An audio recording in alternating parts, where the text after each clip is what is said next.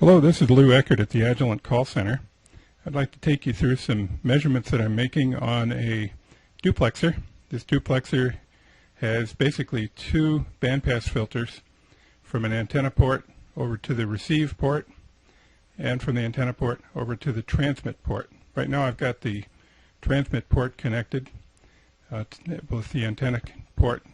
The antenna is getting a signal from the network analyzer, and then the transmit port goes into the analyzer's second port right here. Okay, so we have several different ways we can make this measurement, and each comes with some advantages and some disadvantages. We actually have three different modes that we could use. One is CAT, cable antenna tester. Another is NA, network analyzer, and another is SA mode. If we turn on a tracking generator, we can get similar response to these other two modes. So let's first start with CAT. So we'll go under CAT. Let's try this again. Mode, CAT. Go into the measure key, and then the more key, and select insertion loss 2 port. Okay. Notice that right now we have some averaging turned on. I'm going to turn that off temporarily by selecting an average factor of 1. And if we notice, the noise floor of the analyzer is down right about 80 dB. So I have three different markers on here. One is below the passband, one is above, and one is somewhere on top of the passband. Those marker values are listed here in this table.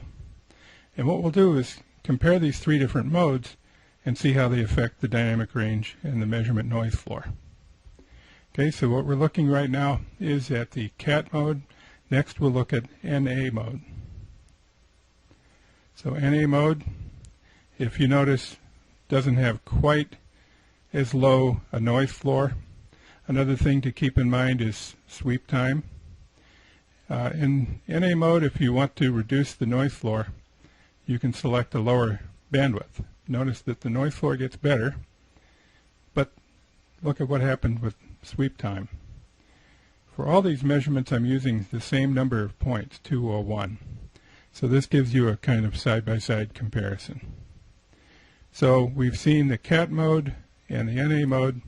So far, CAT mode seems to be winning in that it has a lower noise floor with a shorter period of sweep time. Now we'll go into the SA mode. Under the SA mode, we have to go into Measure, click on Source, turn on the source, make sure the source is in tracking mode. Right now it's in tracking. You could also use these two, but you wouldn't be able to sweep. The source can sweep in tracking mode.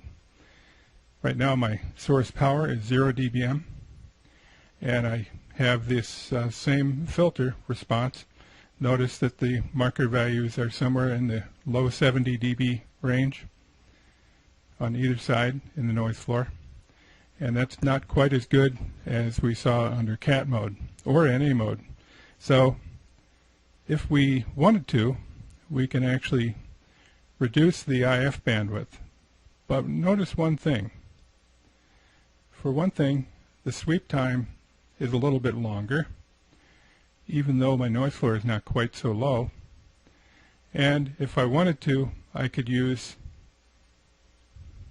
a resolution bandwidth of 100 kilohertz. The noise floor drops down quite a bit.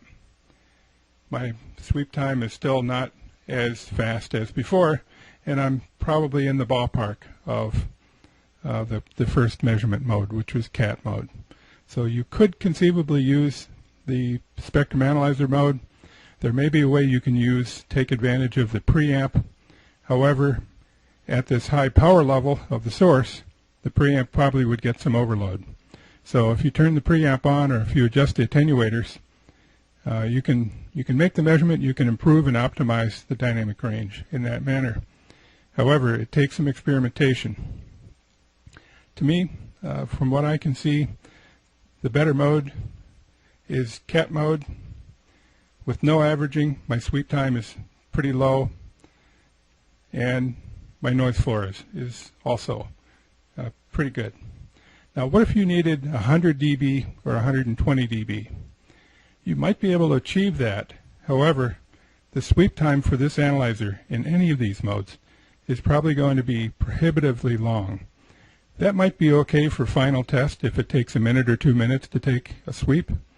However, if you're trying to make an adjustment on these screwdriver adjustments, you're not probably going to be very happy with the amount of time it takes to see the response to your adjustments on these screws here. So that's the overview.